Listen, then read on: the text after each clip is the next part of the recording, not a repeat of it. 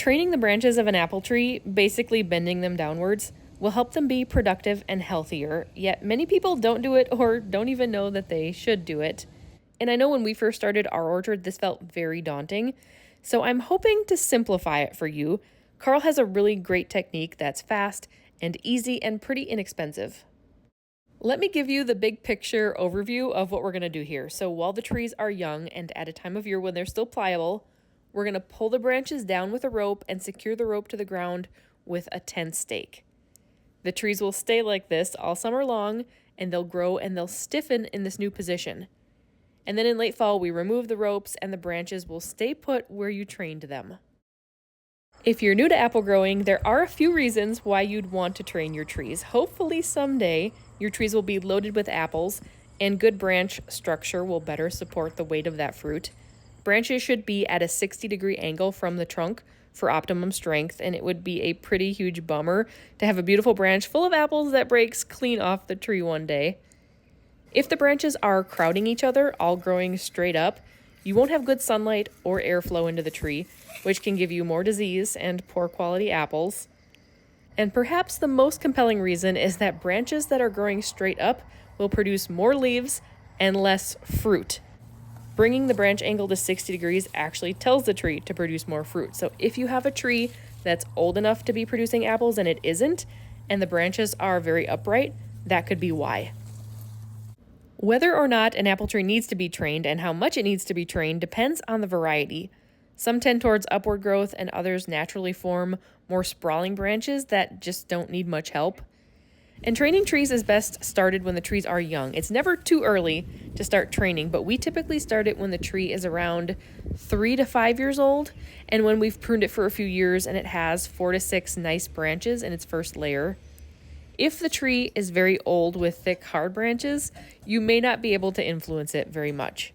And the time of year is also important. There's a window of time, which for us is early June, when the apples are still very small, that the tree is flexible. You can't do this in the second half of summer when the trees are more rigid. We planted our first apple trees about 10 years ago, and we've tried so many different ways to train them. One year we even dragged heavy old car tires out to the orchard to hold down the branches. We made wooden limb spreaders and we bought these expensive metal limb spreaders, and half of the time they just fall out of the tree. That's actually why Carl added these wires to secure them to the tree. He didn't want to run them over with a lawnmower if they fell, which they did a lot. So none of these methods work very well. This method has worked well for us, really well, and I have to give all the credit to Carl on this one. He does all of our orchard care, and this training technique using soft ropes and tent stakes is something he came up with. I guess I should call it the Carl method of tree training. So the first thing he does when approaching a tree is to assess it. He looks at all the branches that need to be pulled downward and pictures where they'll go in space and how the tree will look later in its life when those branches are bigger. You'll notice that the ropes that he's using have a loop and a knot already at the bottom, which is because he used these ropes last year. We'll show you how to do that part with a new rope in a minute. And when cutting the ropes, err on the side of cutting them a little bit longer so you can use them with ease over and over, because you can't lengthen a rope if it's too short, but you can shorten one that's too long. This is a soft polyester rope that is very gentle on the branches so it doesn't cut into or rub the bark. It comes in these 200-foot lengths, and I'll link it in the video description below. Where you put the rope on the branch is also important. Just bend the tip over. That's not what I want. If I put it way down here, it would leave it too upright. So I kind of want it somewhere in the middle. And also, see here, there's a little branch. So I'm putting it in the crotch of that little branch. And then I leave the loop so it just kind of touches the ground. So that's about the length I want. You'll need to learn 2 different knots for training trees. The first is a bowline knot, spelled like bow line. And this is what's tied to the branch. And it's a knot that won't slip so it doesn't end up tightening and girdling the branch. And if you're a nerd like Carl, you'll delight in learning how to tie a couple of new types of knots. Carl's approach is to tie all of the bowline knots and hang all of the ropes from the trees before staking them into the ground, which he says is an easier, quicker, assembly line style way to do it. And then you can move on to the staking, and these are just tent stakes that Carl buys by the bag full, and they're perfect for this. They do a great job of holding down the ropes. I'll link these below as well. Both the ropes and the stakes are infinitely usable over and over for years. Once he fine-tunes the positioning of the rope on the branch and how far he'll pull the branch down, getting it as close to 60 degrees as the tree will allow, he ties the knot, or doesn't if the rope already has one from last year, and then hammers in the tent stake. It doesn't have to be perfect because you can adjust the rope, but try to get it close. And of course, be gentle. If you pull the branch down farther than it wants to go, it will break. This won't be a problem though if you're just mindful. Make sure to angle the stake away from the tree.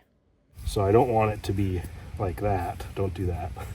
And then even like that, don't do that. Like you want it like that. So it's a nice angle. It's a lot less likely to get ripped out of the ground when you angle it away like this. Here's what it looks like when using a brand new rope with no knots. And by the way, the knot that gets tied to the branch needs to be retied every year, but this knot that gets tied to the stake can be preserved and used over and over, which is nice because it's the slightly more difficult knot to tie. And this knot is called a midshipman's hitch if you want to look it up for a more detailed explanation. He uses this particular knot because it can be slipped up and down the rope to adjust the tension and move the branch.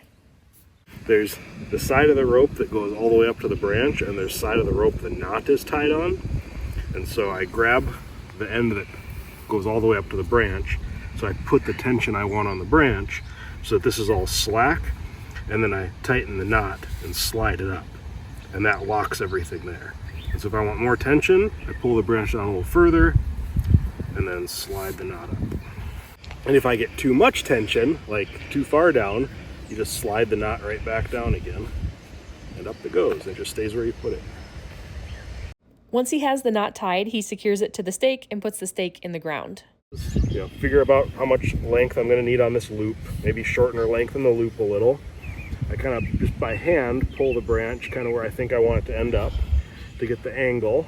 And then I decide, okay, I like it about there. So that's where I'm going to put the stake. So just get it started a little bit. Before I go too far, I get the rope around it.